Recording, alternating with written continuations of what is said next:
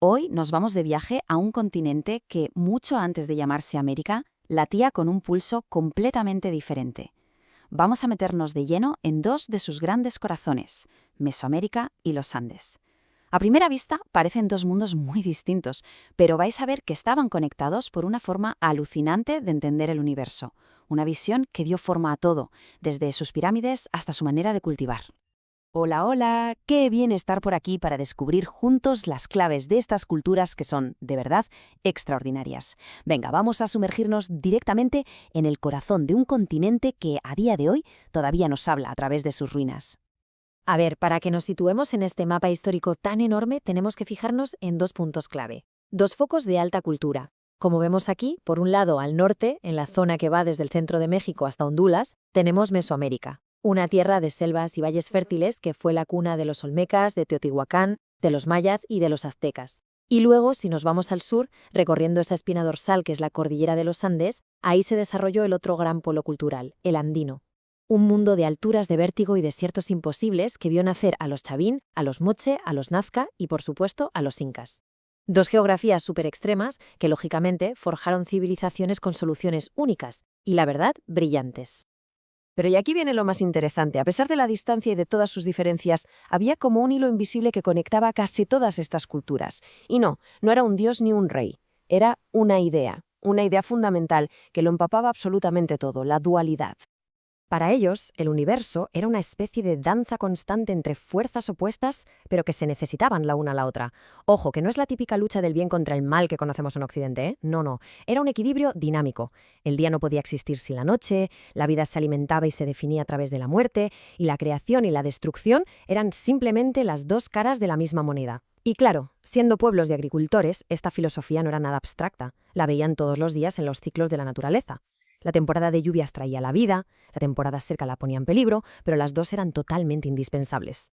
Esta idea del mundo como un juego de opuestos complementarios fue literalmente la base de su religión, de su política y de su arte. Vale, pues vamos al lío. Empecemos nuestro recorrido por el norte. Aterrizamos en Mesoamérica, esa tierra donde las ciudades de piedra salían de la selva, y donde la historia se escribía con glifos que todavía hoy nos rompen la cabeza a los investigadores.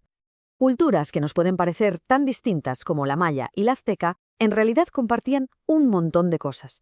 Todo, absolutamente todo, giraba en torno al maíz. No era solo comida, ¿qué va?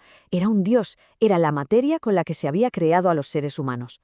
Su paisaje urbano, pues dominado por esas pirámides escalonadas que, a diferencia de las egipcias, no eran tumbas, sino una especie de pedestales gigantes para que los templos estuvieran más cerca de los dioses.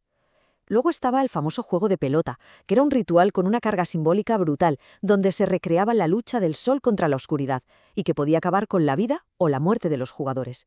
Y para contarlo todo, para dejar constancia, desarrollaron sistemas de escritura jeroglífica súper complejos, que grababan en piedra, en murales y en unos libros delicadísimos de papel de corteza llamados códices. Y si hablamos de ingenio, madre mía, tenemos que pararnos en una de las mayores proezas de la ingeniería de la época. La capital azteca, Tenochtitlán, era una ciudad enorme, con más de 200.000 personas y construida sobre un lago. Para darle de comer a toda esa gente, inventaron las chinampas. Eran como huertos flotantes, unas balsas de lodo y ramas ancladas al fondo del lago que creaban una tierra súper fértil. Con este sistema podían tener hasta 7 cosechas al año, una locura de productividad que dejó a los conquistadores con la boca abierta. Venga, segurísimo que esta imagen os suena a todos. Es la famosísima Piedra del Sol que todo el mundo conoce como el calendario azteca. Pero la pregunta del millón es, ¿servía solo para contar los días como el que tenemos en la cocina? Pues la respuesta es que es infinitamente más complejo que eso. No era un calendario de uso diario. Es un monumento que cuenta la historia del universo según los aztecas. La cara del centro es Tonatiuh, el dios del sol, y fijaos que tiene garras sujetando corazones humanos. Simboliza esa necesidad de sacrificio para que el mundo siguiera funcionando. Y a su alrededor, los dibujitos cuentan las leyendas de las 4 eras anteriores, los 4 soles, que fueron mundos destruidos por jaguares, viento, fuego y agua. Los aztecas vivían en el quinto sol, un mundo que, según ellos, estaba destinado a acabar por culpa de los terremotos. Vamos, que es un drama cósmico hecho piedra. Y esa idea de la dualidad no se quedó en un mito, ¿eh? La construyeron, literalmente, en el corazón de su imperio. El templo mayor de Tenochtitlán era una pirámide doble. En la cima, 2 templos gemelos, uno al lado del otro. El de la izquierda, para Tlaloc, dios de la lluvia, la fertilidad, lo húmedo. El de la derecha, para Huitzilopochtli, el dios azteca del sol y de la guerra, asociado a la estación seca, al tributo.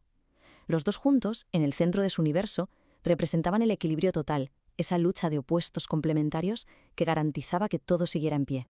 Bueno, pues dejamos los valles de Mesoamérica y cogemos altura. Nos vamos miles de metros hacia arriba, hacia el sur, a un paisaje de extremos, las cumbres de los Andes.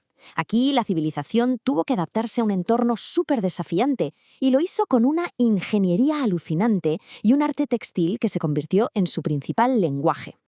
Si los aztecas crearon tierra encima del agua, las culturas andinas, sobre todo los incas, esculpieron las propias montañas para hacerlas fértiles. Construyeron miles y miles de kilómetros de terrazas de cultivo, los andenes, una obra titánica que convirtió laderas casi verticales en campos de cultivo.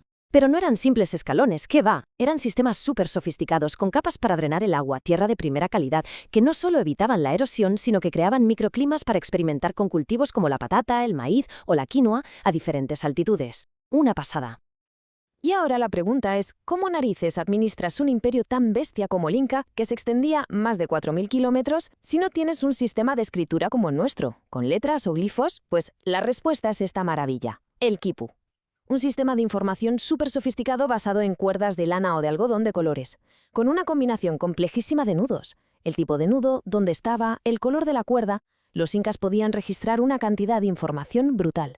Funcionaba como una auténtica base de datos en 3 dimensiones. Llevaban censos, inventarios, registros de cosechas e incluso se cree que contaban historias. La verdad es que cuando ves un quipu de cerca, te obliga a ampliar tu propia definición de lo que es la escritura. Te das cuenta de que registrar información no es solo hacer marcas en una superficie plana. Esto era un sistema de información táctil y visual, un lenguaje de nudos que desde luego era increíblemente eficaz para la burocracia de uno de los mayores imperios del mundo. El mundo andino se expresó con una maestría artística que en muchos casos era su principal forma de contar cosas. Sus cerámicas, sus metales y por encima de todo sus tejidos no eran objetos para decorar y ya está. Eran los libros donde dejaban escrita su visión del mundo, sus mitos y su estructura social.